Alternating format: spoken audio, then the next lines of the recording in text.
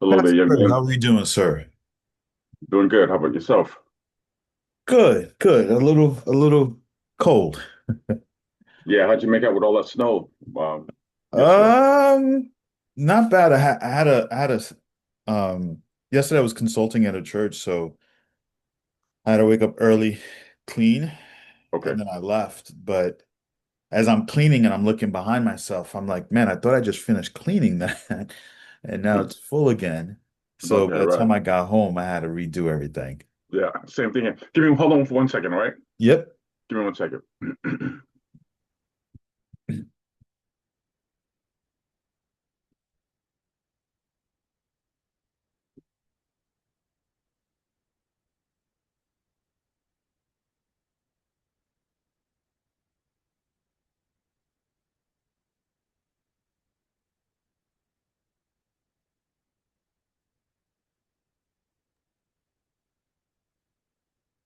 Yeah, yeah. So the same thing. I was, going back and forth on whether to cancel service or have an hour delay. Because in the beginning, early in the morning, it didn't really seem that bad. It was a dusting, I shoveled, and our service starts at 10 o'clock. So, Mhm. I kept going back and forth. Should we cancel? If I knew that it was going to still be snowing at 10 o'clock, I probably would have canceled it. Yeah. So we wound up doing an hour delay. Um, and we had more people than I thought. People Nice. still pressed their way. That's The great. worship really was good. So I announced to the congregation, I said, I'm glad I didn't cancel service because this was Yeah. good. And then that night we went to another church. We had a baptism service, water baptism. We don't have a um, baptismal like a lot of other churches. They just don't have that in churches. Yeah. Yeah. And it would be crazy to go to the beach at this time of season. So, Yeah. No. Have so you we have you went ever to another considered church. getting like a tub? Yeah, yeah, we Like a thought tub about it, tent? but for where the church, like, we would have to figure out which room in Okay. the church, for the winter time, like which Yeah. room in the church to do a tub and spilling of the water and all that other stuff. It would just be it'd be too messy, Yeah. you know? Yeah. So, but we went to a church that we used to go to Hmm. years ago. We used to partner with a church, but the pastor since left there. They had a new pastor, so I never really reconnected. Anyway, Hmm. make a long story short, I reconnected about 3 months ago. Nice. He had some, people that they needed to be baptized, and he said, "Sure, let's do it together." So we had four candidates last night, and he had two. It was a nice service. That's Nice, awesome. yeah, Yeah, that's yeah, fantastic. I very mean, good. just being able to baptize people tells me that there's stuff happening. Right, of course, You know, people are yeah, people are getting saved and lives are getting transformed. So that's crucial. yeah, Yeah. yeah, man, and just to be consistent with that, and you know, um, and just to have something that people are looking forward to, and as I'm reading through the proposal, Hmm. um, I'm like, man, this is, sometimes you know how to explain, sometimes you know how to say what you want, but you really don't know what it takes to get it. At least that's the boat that I'm in, right? I think Like, that's the boat that a lot of us are in. Like I yeah, like I know what I want to do, right, but from here to there, it right, always takes someone on the outside to just be able to see yeah, because it's different when you're navigating behind the wheel from for some reason someone else on the outside sees it clearer. yeah, yeah. So, so so that was yesterday. Mhm. But yeah, to get into this, I don't know how much time you have, so I don't want to, I've got time. okay. Um, so obviously I had, some questions. It all Mhm. sounds, um, like something that, not this, it's something that we need. Yeah, I know that for Mhm. sure. What we choose really is going to be a board decision. And so Mhm. I guess some of the discussion that I wanted to have with you was just over some clarity on some of the things. Yeah. So for instance, I wanted to, so there were three options, right? I forgot what there are three proposals. I don't know what they're. Um, Let me just look at something. I wrote some questions down, but Okay. yeah. So option number one, the virtual executive Mhm. pastor partnership. I guess the word virtual is kind of throwing me off. Hmm. But when you say the virtual executive pastor partnership, I know there's um, some in-person stuff also. So with that package, I guess my first question is, so obviously there'll be some things that are virtually, like Yeah. the one-on-one. That's like what we're doing now. Yep. Okay, This would be considered virtual. okay. But then also included in that, so the okay on-site. That's what it is. On-site Hmm. leadership intensives, two per 6 months. Hmm. So in a 6 month period, there'll be so you're saying in a 6 month period there'll be two. Oh, I got you. Okay. So On there'll the be two of them. grounds. Okay. Yeah. So And you that, would be coming to the church. yeah, what that, we would plan it and talk it through. Um, Typically what happens is one or two things. Either the pastor says, hey, come on the grounds and do some sort of training with my team. Okay. We'll slash out like 3 hours and we'll do different segments. Or what I've had other pastors have me do is there's a segment that we call a leadership interest meeting. And this is where what the leadership interest meeting is it's a way of recruiting potential leaders. And it's like a 1 day thing. We walk through certain things and it's an entire process and it works very well. But some pastors actually have me do it for them. So I'll come on the grounds, we'll partner together in the presentation. I won't do it. Let me be clear. I don't do it for you. I do it with you. The Okay. reason that I will use that language is because I want to make sure that you walk away with the authority, Right. influence Right. that I, what I'm saying? So that way I'll say some things, but you say some things, and in those things, you've got to communicate the vision. You're going to communicate certain expectations. Um, I might share some things here and there, but that will we can do together. Gotcha. All right. And then the question with option number one. So in the beginning, I read that it says, where was it? I saw something that says 6 to 12 months. Where did I see that? I guess my question is, let's say for option number one, the virtual package, option number one package. So are you, how long, and I guess it depends on the church, but I guess from your experience, what's the longest you've ever done that? And what's the shortest you've ever done that in terms of months? Or is it always the same amount of months? So it's not always the same amount of months because it does depend on the pace of the church, and some churches want me to continue. Okay, So, for example, right now, literally, my call before this was with another church, and it's been 2 years. But I'm still operating like a virtual executive pastor for them, more of a discipleship pastor because we were going over. Um, they're at a place where they're now launching a new believers class. So I wrote the curriculum for them. We went over it today.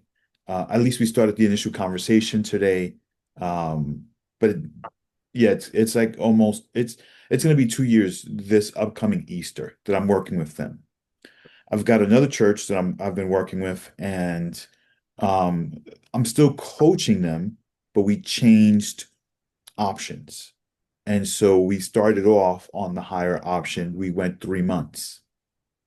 Once the 3 months were over, they started to feel enough of the momentum that they said, "Hey, can we switch to a smaller just coaching package?"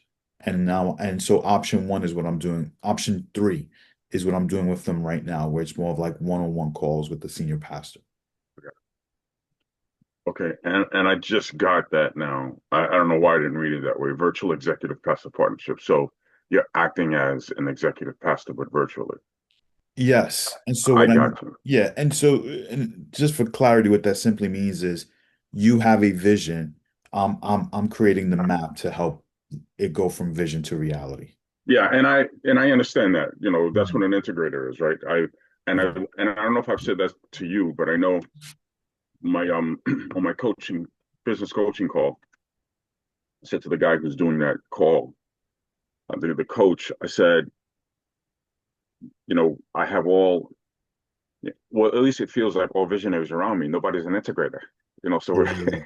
Yeah. we're all sitting around saying this is what we should do, this is what we should do, but nobody's actually implementing the stuff. Yeah. So I totally, and I didn't always understand the difference, Mhm. but I've got some kind of, it was another coaching organization that I was around, and that was the first time I was introduced to the difference between the visionary and the integrator. And Yeah. I'm like, wow, so that's what the and I didn't up to that time, up to that point, I thought you had to do both. You had to be both, right? I Yeah. didn't realize that those are two separate, distinct, giftings, I guess, or even two different people. So Personality wirings. Yeah. yeah, so I totally understand that. All right. So that's fine with me because here's what I was thinking of, Hmm. and then I'll go into some specific questions. And um like my desire is to do the full package, but I know that that's going to, but that's not my decision alone. It's going to be a group decision. Yeah. Um, and I know our team. It's not that they don't want it, but just to be totally transparent, a lot Hmm. of the focus is we're saving for a building, Pastor Hmm. Kurt. So we can't really, go all out like I want to in terms of spending. And I understand that, and that's legitimate. Um, I'm of the mindset that we have to do both. Hmm. We have to continue with ministry and build ministry, and we need to purchase a building. So with God's help, we just have to be able to do both. But having said that, um, the decision is going to be a joint decision. Hmm. But what I would want to know is if it can be done in 6 months. So in other words, if we did option number one, that's why I asked you what was the longest you've ever taken and what was the Yeah. shortest. So in my head, I'm thinking, would I be able to do a package number one where it's the one-on-one coaching, it's the biweekly leadership team coaching calls, right? Hmm. I guess in that 6 months, if we do it for 6 months, you'll be on site twice, Hmm. if I'm reading it correctly, and then all of the other bullets, bullet points that you said. So I think I think I'm personally comfortable with that. I don't know Hmm. if the rest of the team is going to be comfortable with that. Yeah. I But I understand. like what you said in terms of, if we get to a point and we want to, and I don't know how the contract is set up, but if we get to the point where we want to knock it down a level, we can do that and continue with the relationship. Yeah. Right. So, but I guess that was my question. Can option number one be done in 6 months without feeling like, okay, something was left out, or we're rushing it, or we're squeezing in? What is your comfort level in terms of us experiencing all of the objectives that you laid out, all of what did you call them? Called them outcomes, all of the outcomes that you laid out, Hmm. right? With option number one, is that a realistic time frame? 6 months? So I'm gonna say yes with but the team needs to be fully on board. Gotcha. So let me give you an example. I was working with a church in Philly. The pastor was 1,000% on board. The team was like 30% on board. So what would happen is we would give them tasks and it would take weeks before they got it done. So what does that do? That delays the process, right? We've got templates, we've got, GPTs with chat that you pop some stuff in and it helps you create.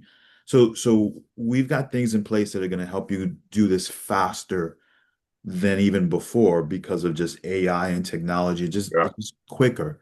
So I'm confident we can knock it out. From my perspective, we just need to make sure that the team is going to do what they need to do. And of course, we want to, like, I don't want to overwhelm the team either. Like, this is not a second full-time job for them. That's why we've got resources and tools But if we give them the time frame to get something done, we do need them to get it done. Okay. Okay. I will say this. I will say this. So in terms of, and I'm sure you'll understand this, in terms of um, it being a team decision, I think Mhm. that might be most of our, um, what word am I looking for? Most of our, most of where we fight in terms of making the decision. Mhm. But if they buy in, even if they didn't agree, there's no problem after that. Got it. Everybody's like totally okay. We said we're going to do this. Let's do this. Everybody's usually on board. It's usually the initial what should we do Yeah. that I have the most. And it's Pushback. not, and the combativeness is not contentious. It's just that we all have a different way of looking Yeah. at how things should be done. Yeah. But once and that's all the way across. Every elder, every deacon, every trustee. Once we know, once we said, okay, this is our decision, then there's no boycotts. There's Mhm. no passive aggressive behavior. Nobody's Word. really like that. So, all right. So that helps me just in terms of um, at And least knowing what I want. let me add two things. So Yeah. one, I'm more than willing to jump on a call with that board. Yeah. Um, because I mean I've done it multiple times. I realize that we've had conversations. So beyond whatever's promised on paper, there is a connection, right, that they do not have the advantage of. So if they, so the way this is, I've done this with other churches is they receive the proposal, they take a look at it, and then we jump on a call, and then they kind of almost like they interview me and pepper me with questions because there's a confidence level that they need to have. Because the first question is, can we do this? And yeah, we can. Okay, are you the right person to help us do this? Right. And that, I don't have a problem. So that's the first thing. The second thing is this. What are you doing right now to increase or to prepare for this building that you want to purchase? What's that game plan look like? Yeah. Um, so we have a couple of things in place. Number one, we have a building fund account. Hmm. So people give to that monthly Hmm. whenever they can. Um, we don't. There isn't how some people have. I forgot what they like a campaign. We don't have an active campaign right now. Hmm. All right, and we've discussed that, because we do need to get more money in it. But there is an account that we've had set up for years now Hmm. where you know um, money for the building is going in. We haven't quite reached $1 million in that account, Yeah. but it's not too far from it, right? Okay. Um, uh, and I guess that's subjective. I guess not Hmm. too far from one person is a different amount from not too far from another person. But Yeah. anyway, Yeah. um, but that's what we have. We don't have an active campaign going, and there was a season where we got up weekly and announced what the goal was for, let's say, the month of November, the month of December. Yeah. So we did that. We did that until we reached 500,000. Right. That was maybe 2 years ago. We wanted to hit a goal of 500,000. So every week we would say, okay, let's give this month in 30 days, give this amount in 30 days. So we did that for, I would say, a good 6 months. Hmm. But that kind of constant asking is not wise and sustainable because, you know, everything goes in rhythms, right? Yeah. There's the push and then there's a relax. So we're like in a relax period. But Yeah. I think we've been in a relaxed period for too long. Okay. So we have it. So that's the first thing. The other thing is that we're sitting in a building now um, that was on the market and then they took it off the market. Hmm. So you haven't been where we are, but I think you said Jeff told you where we were. So it's a Yeah, Presbyterian. I have an idea of where you're across the street from the park by the overpass. I don't know That's the name of the park. yes. Um, but yeah, I mean I used to drive by it all the time coming home. Yeah. on So Central? it's a Presbyterian church. The church that was in Mm. there dissolved. Okay. Was a great pastor. She really was. It's unfortunate everything that happened. They had a few members left with their elders. Make a long story short, they came to me one day and said, "Listen, can we merge? We're not. We're tired of asking a pastor every week. They look for a pastor every week to come in to speak, and he used to pay them. Mm. And they said, "We'll come with your service. You guys can lead the worship, and you can be the pastor because there's nothing happening." That happened for about maybe 4 to 6 months, and then the presbytery, finally dissolved the church, or the church dissolved. There Okay. was another church that was in there in the afternoon, Southeast Asian Presbyterian Church.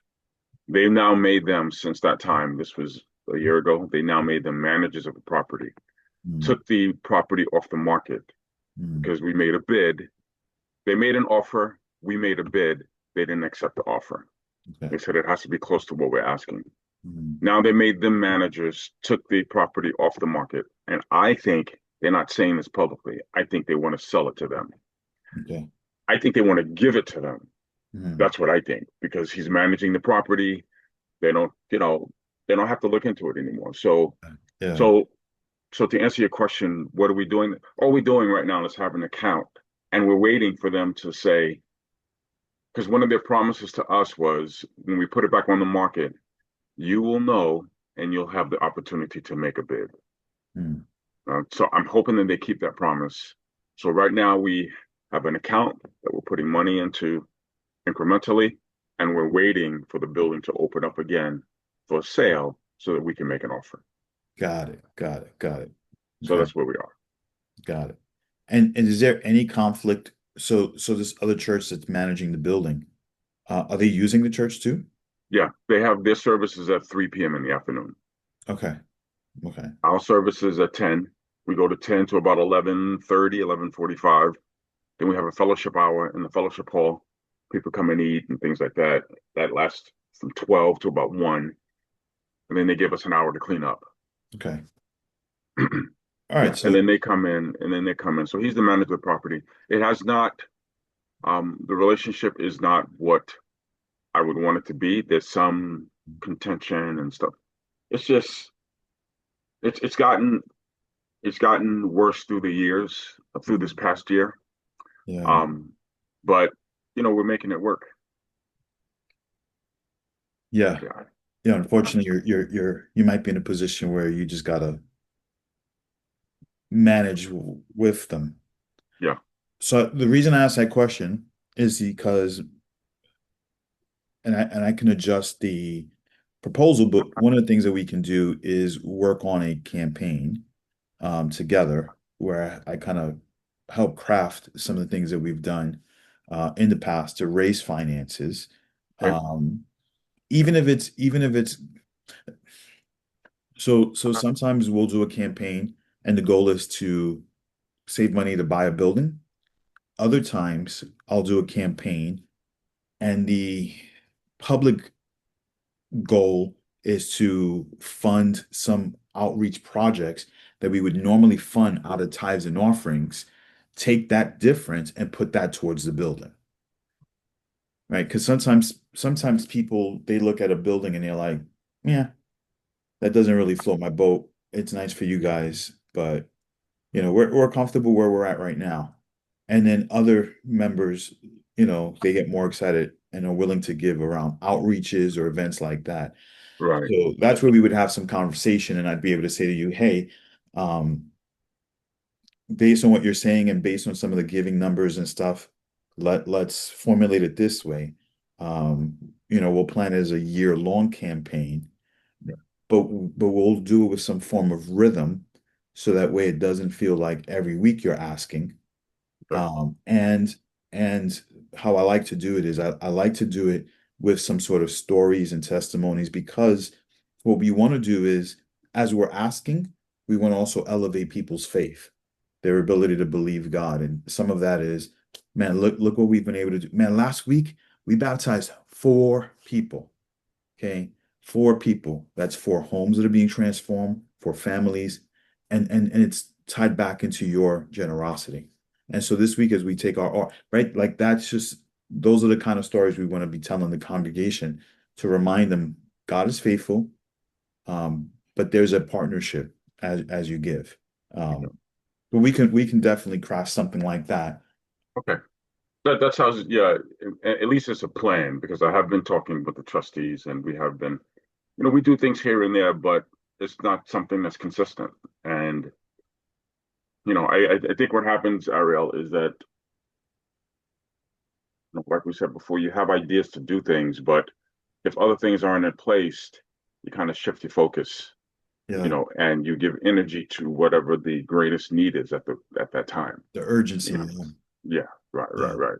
All right, so that's good, and I guess we can talk about that. So you answered that question. Here's my Mm. other. Oh, you said there was a third one. What was it? You said there were three questions. I thought you said there were three. Oh, I It think was the. maybe I don't know. Well, if I did say something else, it'll come to mind. Oh, But okay, what I'll do is the thing about the offering, I'll add that as a bullet to the 1500 to option one and option two. okay, okay. Yeah. Yeah, that's fine. Um, here, this was an important one for me. Mhm. Uh, okay, well, let me start this with this. How long is the training coaching? Okay, you answered that one.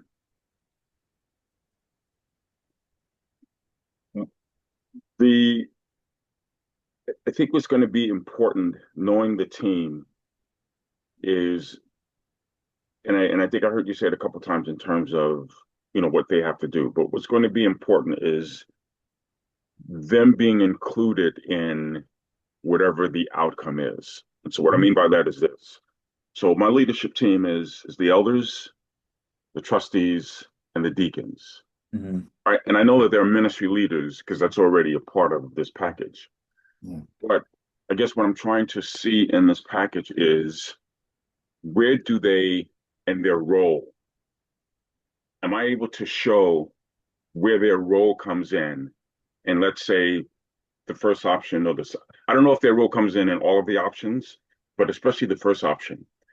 Like, what are the deacons doing? So I clearly saw that we want the deacons to be a part of um the follow-up system. We have something in place now where we use a software. I don't know, you might be familiar with what is it called? Text Text and in church. church. Text Mhm. in church. Right? So we use Yeah. that. But I know that we're not using it to the best of its capability. Mhm. And I really did think that I was going to transform what we did, but all it did was add automation to something that you know people get people get a follow-up text, Yeah. or follow-up email, but then it kind of dies there. So it's just one of those things. But anyway, my point is I could see the deacons doing that, or something else in there. I certainly see where the elders, because we're the leadership board, the executive board, so to speak. But then my question is, where can we plug in the trustees? And maybe what you said about the campaign, those other two bullets, maybe that's where they'll come in. So this whole proposal needs to include all of them Okay. and give all of them responsibilities. I think that's where I think that'll be the strength of an approval. Like, Yeah.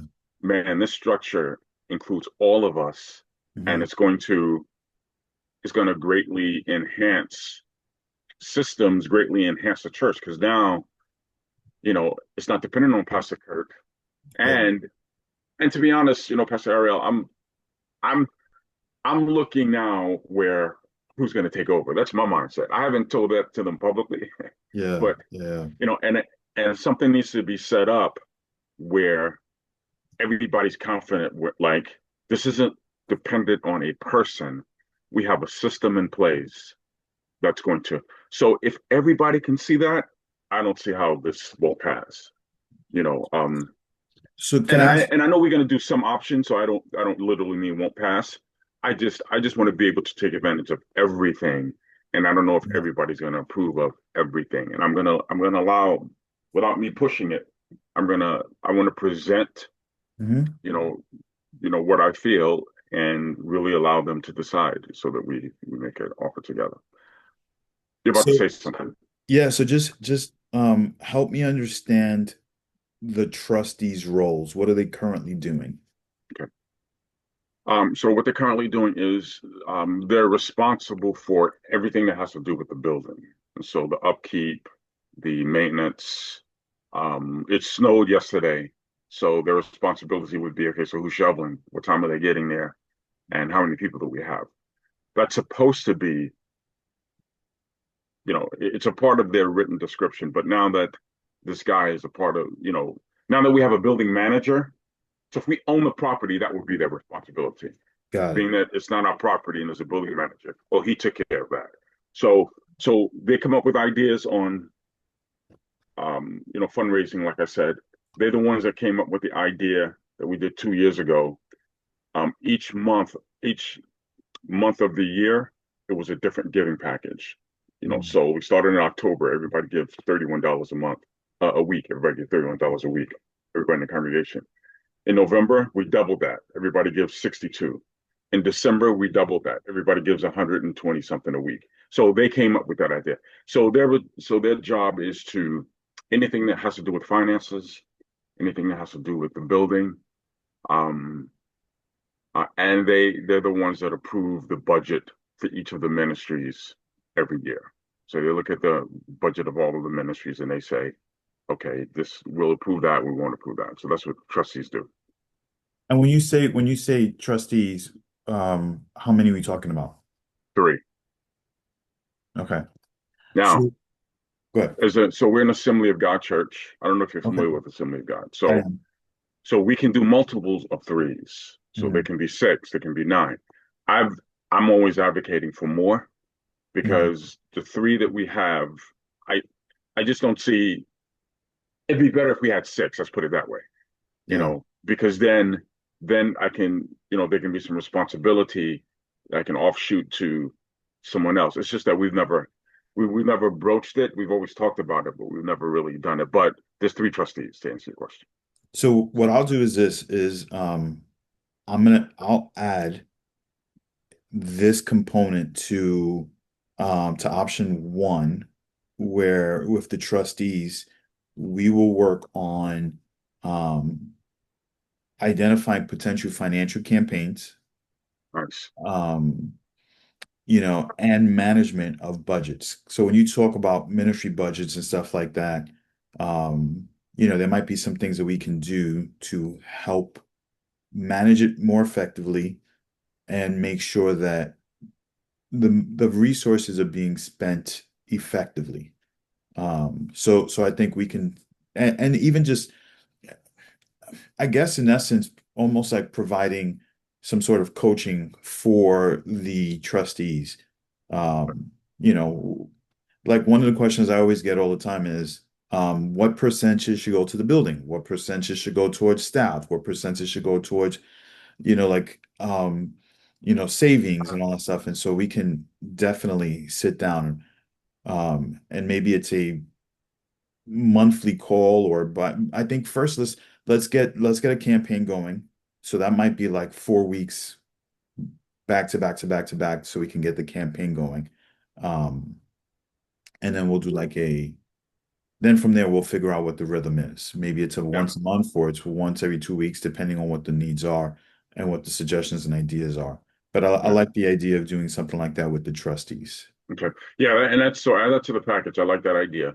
Hmm. And then I guess the other thing I was going to say to that, and it might what I'm about to ask might not be necessary, Hmm. or it may best come out on a call, like you said. So if we all met, so if we have a meeting, when we have our meeting, I'm speaking by faith. When we have our meeting, it'll be the elders, the trustees, and the deacons, Okay. right? And altogether, that is around 12 people, Hmm. 12 of us. Deacons, we have six deacons right now. So our deacons are on 3 year terms with an option to renew, with an option to do two consecutive terms. So I already know that there's two deacons. All our deacons are couples, by the way. Okay. Not that you have to do it that way. That's just the way that it happened to turn out. Um, so there's a couple that won't be renewing in March. Mm. That I know for sure. The other two couples, it's up to them. They have to let me know by the end of December. So we may wind up with zero deacons, Yeah. or we may wind up with four, Okay. and the possibility of choosing, Two two more. more. So anyway, I said all I have to say. So all of them will be on the call. My question was going to be, um, with the next proposal, are you able to show like which which of the areas benefit or can benefit each of those groups, or like I said, would that be easier just to explain that over a call when we sit down and go over the whole thing? I don't want to give you more work, so that's why I'm saying that. But that might have been something that you've done already, so I'm just asking. But as I said, before, I think this becomes more sellable if each person can say, "Man, this looks good for me. We really do." I know that we need it. I Hmm. think everybody knows that we need it. It's just that I see a little bit more. I feel at least I see a little bit more Tangible. vividly. Hmm. Say it again. Tangible. Like they can Yes. touch it more because now they see themselves playing the game. Right. Right. Yeah. So go back to the deacons for me. You mentioned they help with follow-up. What else are they doing?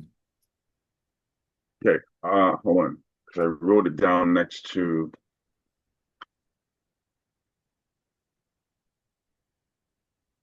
All right. So what they do right now is, if there's a first-time guest Hmm. after service, they're the ones that's supposed to approach the first-time guest. Say, hey, did you? The ushers give bags to first-time guests. On the bag is a QR code that leads to that connection card that we have set up in Text Them All, Text in Church. Hmm. We have two systems. We have a Text Them All and Text in Church. Okay. So after the service, the deacon's supposed to approach the first-time guest and say, "Hey, my name is Deacon so and so. Really glad to have you. Hope you enjoyed the service. Did you get a chance to fill out the connection card?" Hmm. "No, I didn't. I can help you with that." Or, "Yes, I did. Glad that you did." Um, so they do that with first-time guests, and then if somebody raises their hand to, give their heart to the Lord, they're also supposed to be the ones that talk to the person after the service to explain to them what salvation is. So they do those two things. They're similar in that there needs to be some follow up, but Yeah. they're not really connected. So we don't have a system that says, um, Yeah, this pathway for first-time guests, this pathway for new believers. yeah, yeah. And so what happens, Ariel, is after the person fills out the connection card, and I didn't. This was a blind spot on my end. I didn't foresee this happening. The guy who's in charge of it, um, the one deacon that I have, who was in charge in going into the system and creating the language for the follow-up text or the follow-up email and teaching it to the rest of them, nobody really caught on.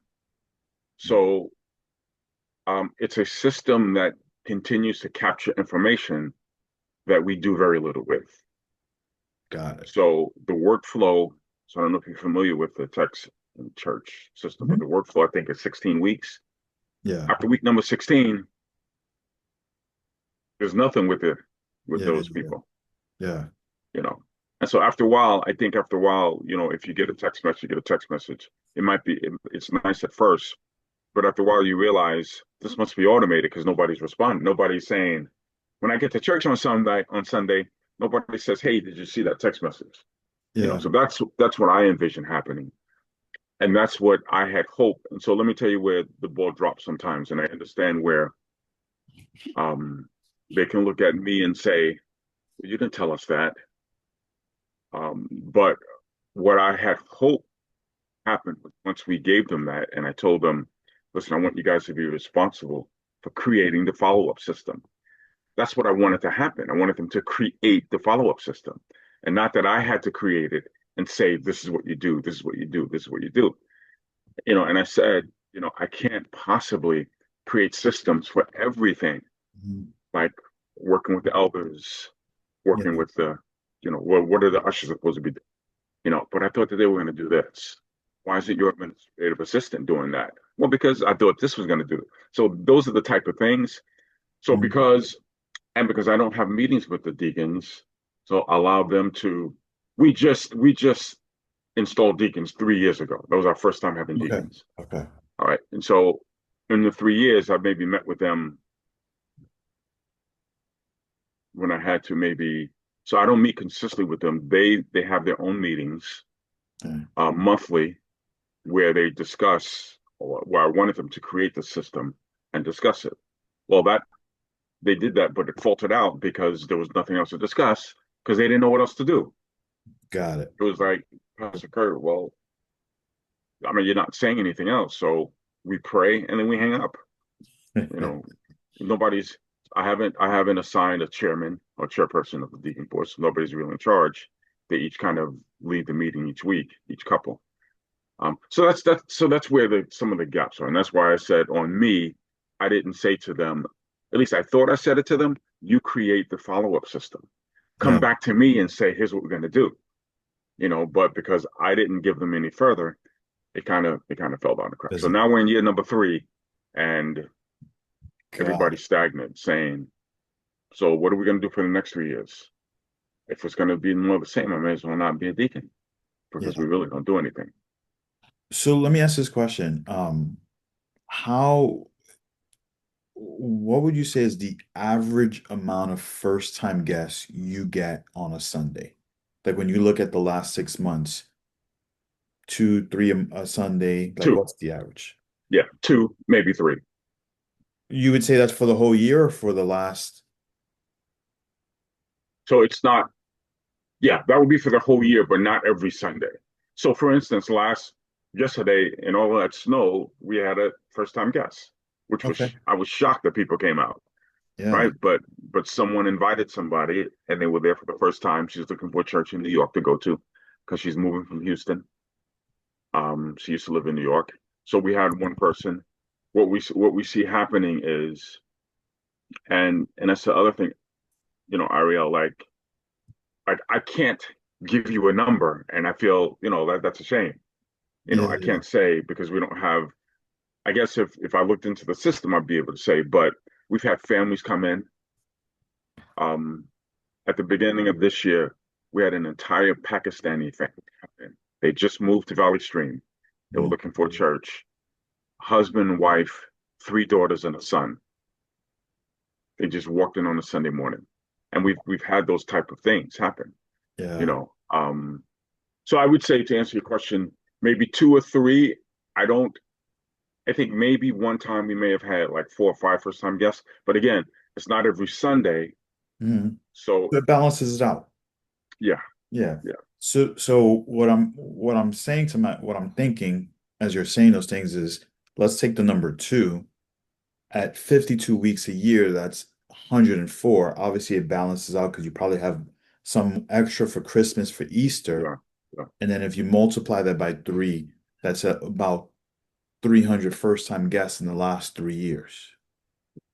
So when I think of that number, I think, man, if we strengthen this deacon follow-up process, and even if we connected a third of that, you would be past 100 at this point, right? So that's so and I'm not saying that you know from a man you missed out because the truth is that we can always reconnect with them again, um, right? So there's the opportunity. So I think what I'm hearing and what I'm thinking is um, somehow, this weekly or bi-weekly meeting where we have trustees, elders, and deacons join us becomes a little bit more of a reporting mechanism.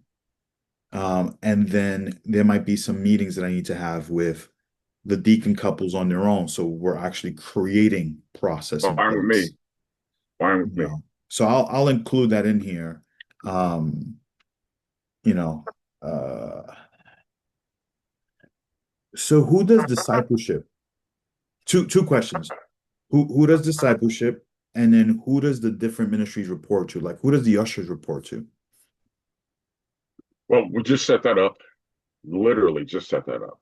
So each elder is over an area. Got it. Okay. right? Each elder is over an area. So the usher board reports to Elder Deedy, right? All of our social media outlets, so the YouTube, the Facebook, the IG, the Instagram, um, the editing on Sunday morning, they report to Elder Sharice. I can actually send you what we just sent out, so you can Please. see. So it has the elders and then the ministries that report to them. Now, to answer your question in terms of discipleship, that our um, I think the short answer is no one reports to discipleship because there really isn't a clear discipleship pathway. Okay. Um, so I mentioned before that we have connection groups. Just turn this off. Mhm. We have connection. We call our small groups connection groups. So what happens with that is, um, right now, because of the inconsistent content, and that really is the only thing that pulls it up. Mhm. We can use stuff that's already written, but I feel like we should be writing our own. That's just me, because I Mhm. like writing that kind of stuff. It's just that I can't do it for an entire year. Yeah. So so we have connection groups is what we call it, twice a year. Okay. So it's March, April, May. So we use 12 weeks. Out of that 12 weeks, we may use 8. We can use up to 12. We use as minimum as 4. Mhm. So we have March, April, May, and then we have September, October, November. So so for instance, this past fall, we didn't do it because there were too many other things that we were already involved in. Mhm. And to get people to come out to connection groups would have just been, too much, right? Who does connection groups report to? Um, there's no connection group leader. So in other words, I write up the material and then we sort of divide the classes. The people sign up and then we divide, the groups into so they don't so because there's no connection groups leader, no, they don't report to anybody. They come to me, Yeah. so all the teachers come, because I write it. And then Mhm. so this past one we did something called the Rule of Seven. So I took a series that I did called the Rule of Seven, and there were 7 practices to do to make us grow spiritually. Right. So I turned that into a connection group. It lasted for, I think we had 10 classes. Yeah. All It was great. All the classes were packed. So Nice. there were 3 classes altogether. There was a virtual class Mhm. that had sign up, maybe had like 60 people. Wow. By the time we finished, it was 10, Okay. you know. Yeah. And then 2 in-person groups. There was a young adult group that had 30 people, Mhm. and then there was an older adult group, the class that I was in, that maybe had like 15 people. It Nice. was really great. We created a binder. Uh, uh, Everybody got a booklet. They kept it. Right. It was good, but something like and so that's my point. It took me a long time to create that. Yeah. We printed it out ourselves. The administrative assistant did the comb binder. We gave it out, but that took a lot. I can't do that once a month. Yeah. So Yeah. that's why we only do it twice a year. Got it. So here's what I'll add is I'm gonna add this as a bonus is that I'll create a GPT that does that for you. So it'll get you about 80% of the way done. So what that means in its most basic, simplest form is we'll identify a sermon series you did that's sitting on YouTube somewhere. I haven't there's a program, there's plenty of programs. You take the programs, you transcribe it, like the program does it for you. It takes like 30 seconds. And then you copy it into this GPT and it turns it into a curriculum for you. You take the curriculum, you massage it. So instead of it taking you a ton of time, like now when I create curriculum, if I'm doing it based on a sermon, maybe it takes me 2 to 3 hours versus what used to take me days because it's taking, we're, I'm trying to explain it and not make it complicated, but we're taking the model, the outcome that you've created, that curriculum, and we're using it a template. And then we say, hey, AI, based on this template, we want you to take this new content and help us formulate that. Yeah, Now all of yeah, a sudden you save him, you save some time. It's still inspired by the Holy Spirit because it's based on the sermon. It's not yeah, creating content from scratch. yeah, It, you know, and yeah. uh and we can hand that off to somebody, maybe one of the deacons, and it becomes part of their responsibilities too. You Okay, still sign off on it, right? So I think that's where listening to what we have here is we've got to look at structure a little bit to make sure that one, everybody at least has what they're responsible for. You're clear on what you need them to do. okay, Um, and then what does that mean in terms of the execution side? Because that's why this meeting that I mentioned, like a team meeting, is so important because that's where we get to communicate on a consistent basis. So, hey, deacons, how many first-time guests have you had for the last 2 months? How many follow-ups? How many of them are taking some sort of next step or still showing up today? Oh, we don't know. Okay, all right, so let's have an offsite meeting where we can talk about how do we figure this out because we got to build some of that process together, right? And so that's where I'm kind of coming in and helping build some of the structure for these different areas. okay. Same thing with the elders. So I know you oversee the ushers. When's the last time you've checked in on them? Right? And we have what we call a scoreboard. So every time we meet, we're going to go over the scoreboard. And the scoreboard is broken down into two things: key projects that we want to accomplish, and then the different departments. So we'll say, hey, red, green, yellow, how's the ushers doing? If it's green, there's no need to talk about it. If it's yellow, if we have time, we'll get to it. If it's red, it's a point of conversation. We have to talk about why is this ministry red? Because what we need in some respects is a structure that's going to allow us to continue to move forward and manage what we currently have at the same time, right? And that's one of the Right, biggest challenges that's why the visionary thing is so crucial because the visionary is saying, man, we got to get here. We got to get here. I see the finish line. I have it clear. But the other teams, all the other people on the team are like, yeah, but I get the vision for tomorrow, but how do I do this right now? right, And if we can manage both things, right, that's where these projects come in. Do we have a campaign? And you've got enough people on the team that everyone should have an eye on everything. right, We just need to now get clear on who does what and really assign these things. So that way your job isn't necessarily figuring out the systems, it's right. holding people accountable to the outcomes, you know. And that's where our conversations come in because we'll work on some of that, and I'll give you some documents and templates and things that you can use, um, to make it easy, so you're not, having to figure, man, how do I keep track of all of this stuff? Yeah, No, here it is. Use this. yeah. To me, this is like a no-brainer. I think we need it. But what you said, going back to what you said previously, you're right, because I did just previously did that, right? Like I was thinking about talking about the connection groups and the curriculum, Hmm. right? I take the past two sermons from two of our elders.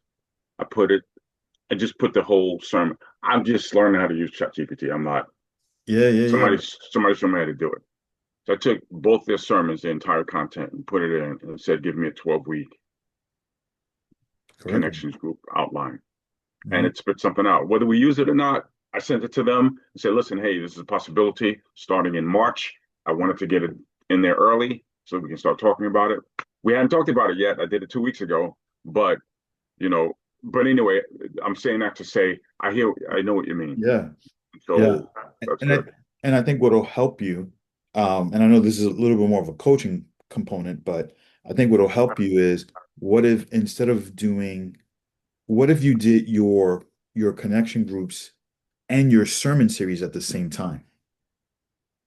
So, like for example, this is something we used to do all the time is let's say we're going through Ephesians, the book of Ephesians, 6 chapters. Let's say we break that up into 8 major points, four of them on Sunday, four of them in the groups. And so now your connection groups and your Sunday service, they feel like they're working together. You know, we Like that. spend right. Maybe we spend 2 or 3 weeks to do some signups. We're gonna have to maybe recruit some group leaders and stuff like that, people to help with some of the follow-up so it doesn't all fall on a small. But now we leverage this project of launching groups this way as a way to build the system. Um, so we're recruiting, we're getting people excited, but at the same time, we're building the leaders. We're asking them, hey, I just need you to give me these next 4 weeks or 6 weeks. When the small groups is over, hey, would you consider doing another cycle? Now I'm building the amount of leaders, also the teachers, or whoever's overseeing the teams. So there's accountability. So it doesn't all report back up to you. Maybe it's an elder, maybe it's a deacon, right? And that's where we want to just take some of this and build some structure. Because vision without some form of responsibility, a name that's responsible, like vision is great, but we gotta have people who are gonna say, this is my job, and then get very clear on what do we need from them, what do we expect, and that's where we'll some of our one-on-ones will be building that stuff out. So when you're done, or when I'm done, you're walking away with this is our system, this is our structure, and these are the levers I'm going to pull. Because the other thing is, and again, whether we work on this or not, Pastor Curtis, the most important thing is this: your meetings matter, right? All of the systems and all the stuff we put in place, what's going to keep it going, the fuel for it is, are we meeting weekly or bi-weekly? Is there a form of accountability? Where am I asking people, did they get things done? Where are they reporting? And too many times, I think, my opinion, the mistake is having a whole bunch of one-on-one meetings. When you have one-on-one meetings, you make a decision and you still got, let's see, you got six. How many elder boards do you have? Many elders, Hmm. including me, there's five of us. Okay. So you've got six deacons, five elders, and three trustees. So it's about 14 people. You make a decision with an elder. Now you've got to communicate it to 13 other people, Right. right? That's a lot of work versus, and then what's going to happen, and I'm predicting this, one of those 13 people are going to come back to you and say, you said what? But Pastor, when you make this decision, it's going to impact me this way. And look what it's versus, guys, we're all in the same room. We can make a decision. Anybody have an issue with it? And again, some decisions are quick. We don't need to have long-winded conversations on it. Some decisions, okay, we're going to have an outside conversation, and then we're going to come back and talk about any of the key components. So let me ask you a question. So you're saying that because right now our meeting frequency or cadence, or however you call it, is the elders meet, the trustees meet, and the deacons meet. You're saying that we all can be in one meeting? I'm saying yes. Now, there might be some things that they need to continue to meet on their own about, Okay. right? So maybe, again, this is where I got to understand everything Right. and be in the room with them. But maybe what the cadence looks like is week one of the month, the deacons meet, the elders meet, the trustees meet. Week two, we all meet together, That's right? We stay informed. And look, if there's certain things that the deacon shouldn't know or the elder shouldn't know because it's only a trustees thing, fine. That gets handled in the trustees meeting. The same okay. thing with the elders or the deacons. Right.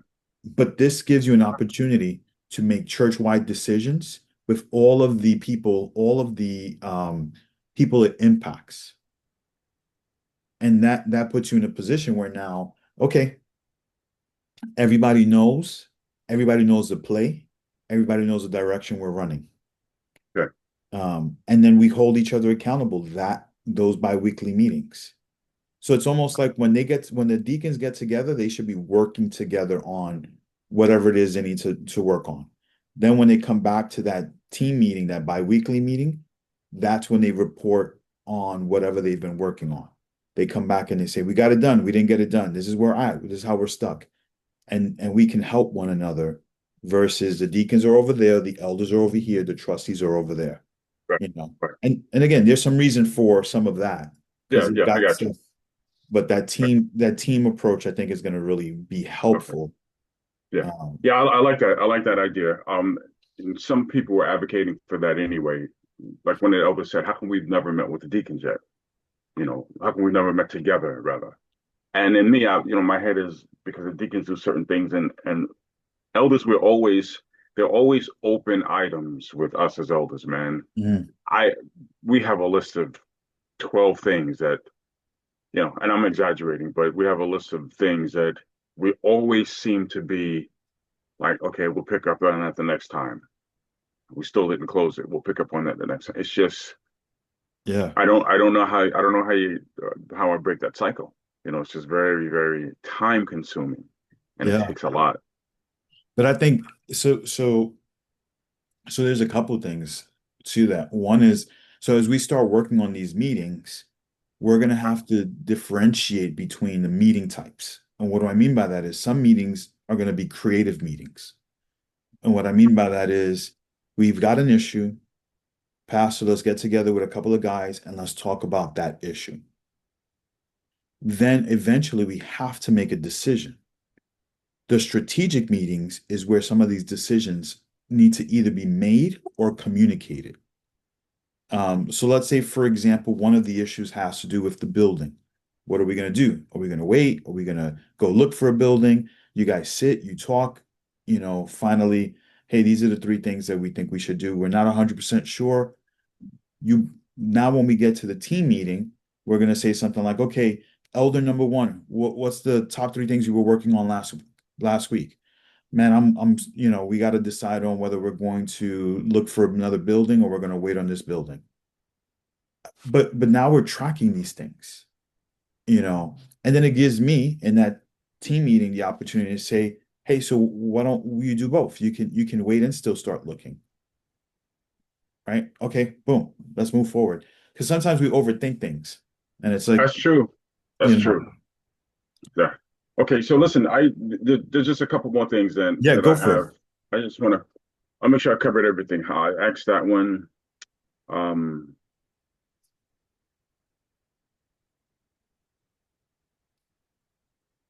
Oh, I was just curious about something. In the Mhm. objective, you said Church of the Harvest exists to see people grow into wholeness through life-giving relationships with Jesus Christ and meaningful relationship with another. Did I ever give you our vision statement? You kind of said it that way when we met. Is I it is got it you. different? No, no, no. I looked at that and I was like, wait a minute, how did he get that? But but It, now that I know, if I you said it to you, then that makes sense. Yeah, you mentioned it in the meeting, and then I think there's a version of some language on the site that I kind of just, I see. Okay, yeah. gotcha. I got you. Okay. Can the proposal include the elders, deacons, trustees, ministry leaders? Okay, I got that already. I Mhm. asked that already. 9K for 6 months. What will be? Okay, I think I answered that. The other question is leadership. I think I had a question on each page. Hold on. Deacons in charge. Page number 3. Okay. Question. Okay, you already answered that in our conversation. All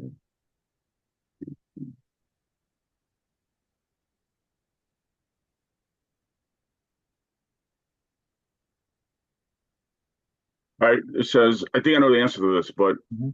um, where it says deliverables from start of the engagement, I will work closely with Pastor Curtis and the leadership team to provide strategic coaching, accountability, and support. So if I say my leadership team, like how large can the leadership team be? In other words, is it the elders?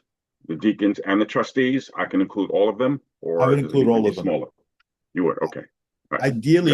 Ideally, ideally, a leader, I like a leadership team that's less than seven, but you've got one already in existence. So I wouldn't want to remove anyone. So I would say yes. So anywhere that says leadership team, that's the Okay, three entities. okay. Um, connection, guest connection and follow-up system, a clear guest pathway, first visit, follow-up, next steps. I said it already a little bit, but here's the question. We use a software for this. It's just not managed. So will we be able to, so when you have this, I'm not sure if you met that you already have something written out already, or if you mean you use what we have, or if it's a combination of both, or is this just a matter of you'll see what we have, and if we don't have anything, then we'll create something together. It's a great question. So it's a combination of the two. And what I mean by that is if you already have something going, I'm going to go through it and tell you the gaps in that Okay. process. Okay. I don't want to force you or make you create something from scratch just because it's my process. If what's if it's working. If Right. it's I not got you. working, you're gonna come back to me and be like, well, Pastor, it's missing X, Y, and Z, or this is, or let me put it differently. I'm gonna ask you for numbers, and then you're gonna say, well, I don't know what the numbers really are. And I'm gonna say, okay, then we need to strengthen how we enter stuff. Or, Right. hey, how many people have shown up on the back end? Well, do we have a membership class? And, all of those things will be gaps that we will fill. But I don't want to change your process. No, I got Um, you. yeah, we're just going to massage it and strengthen it. Okay. All right. Here's my last thing then. I might be able to figure this out, but I was trying to quickly look at the difference between the three options in terms of what we're getting. Because it looks like um, option three is easy because it's not as much. Let me just Mhm. see something. But the difference between option two and option one is just the on-site training, The or is it the more than, or is it more than that? and the leadership calls. We're doing less leadership calls with the teams. The so and maybe I need to state this better. So option one, I am doing work for you. Option two, I'm telling you guys what to do, and you guys are doing more of the work. So I'm giving you my templates. That's what I meant by access to the templates, playbook systems. In Um, option two, there's no playbook. we're still going to do the playbook, but yeah, so you're helping. So where I would create the playbook, I'm telling you what to include in the playbook. And I'm saying, hey, don't, make sure this is in, make sure that's in. With option one, I'm typically doing some of the work for you. So, and I'm going to Okay. be, so option two, we're pretty much going to stick to whatever the schedule is. Option one, man, you need me to meet with a deacon so and so on as long as, I'm available. Yeah, Yeah, right, let's do right, it. right. You Okay, know, I got you. so Okay. see, option one is, um, I have more flexibility in terms of just me being available to help you with whatever. All right.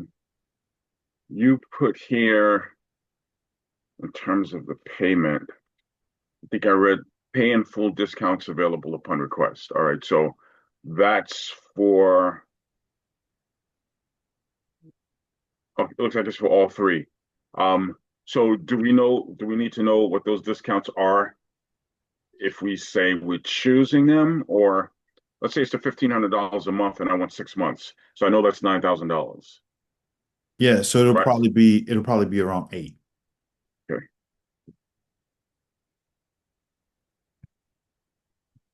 I trustees are going to want to know that. So I'm just saying, I'm just Yeah. letting you know that now. So let me do this. I'll update it and I'll give you the exact numbers. I'll put it in there. Okay, great. So let me just uh I'm just All make right, you'll see some of my notes. So if it looks sloppy, it's me just typing some notes and I'll update it later on and no I'll tell problem. you when it's, you know, update with No full. problem. Yeah, this was good. Um, I know it's something that we need. Hmm. I'll Yeah. just, we'll just, and I'm sure we're going to choose something. So I'm pretty much sure we're not walking away with nothing. Um, 'Cause as I was, when I first looked at it, I was like, man, $1,500 a month. And again, that's if we choose the top one. I Yeah. was like, there's no way they're going to approve that. But then I thought to myself, I said, wait a minute, if it's benefiting everybody and if everybody sees the role that they play, and being that it's December, because I looked at last year's budget allotments. So, each of the elders get a certain amount. Hmm. Uh, Training and education gets a certain amount. And outside guest ministers get a certain amount. I said, man, we can cover all I need to do is present it to the whole board and say, listen, we can cover this. Yeah. So that's how I'm going to present it. I'm going to, which it's it sounds crazy that I didn't think about that the first time, you know, I, Mhm. because usually most of my proposals is here's what I would like to do. Yeah. But now that we have all this in place, this is a church-wide system and structure Yes. that if we do this right, it'll last forever. Yeah. So Yeah. so what's Yeah. the investment of if we go with the top one and we do only 6 months? What's an investment of $9,000? Isn't that worth 20 years that we can sort of build on? So, Yeah. you Yeah. know, And I mean, if we needed to, how I kind of also communicated is, let's say, I'm able to help you add 10 people a year, 10 brand new members, the first year. And each member is a tithing member. yeah, And let's say they make on the low end $50,000 a year. They would be tithing 5,000 each per year, and that's 10 of them. That's $50,000. You know what I'm saying? So if we're looking at it from a practical financial perspective, right, you're adding 50, but you're spending about nine. right, You know what I'm saying? Like, I mean, if you gave me $1 and I gave you $9, you'd do that all day, right? right. But Yeah. that's, you know, Hold on. I'm sorry, Ariel. Hold on. yep.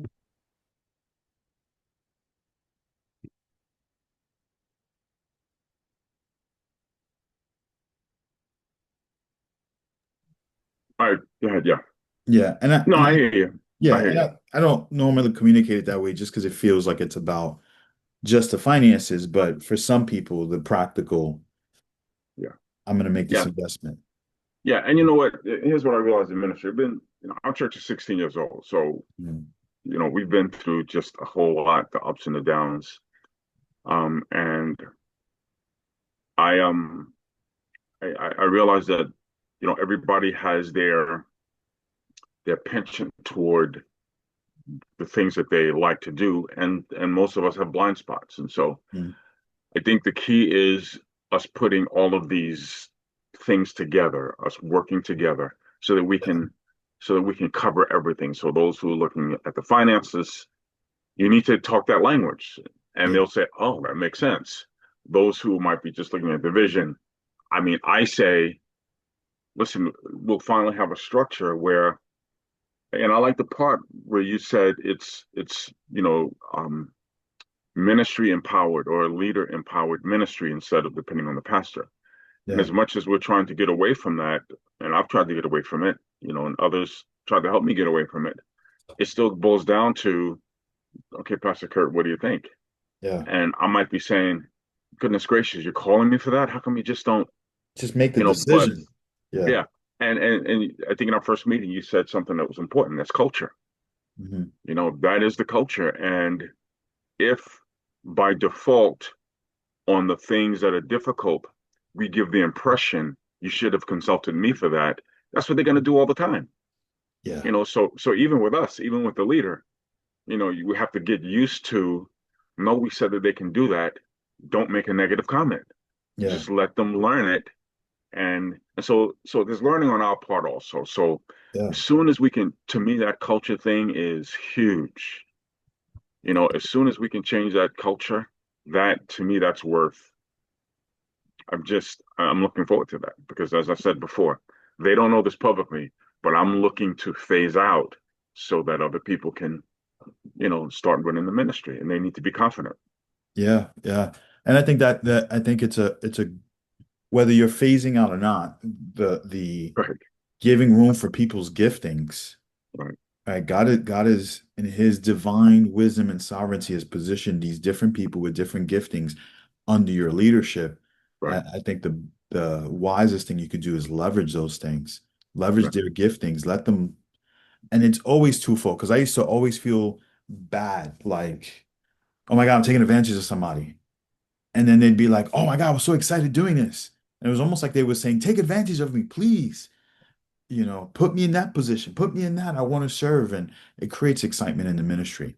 Um, so I think if we can kind of leverage some excitement, it'll make it easy for us to keep the culture going.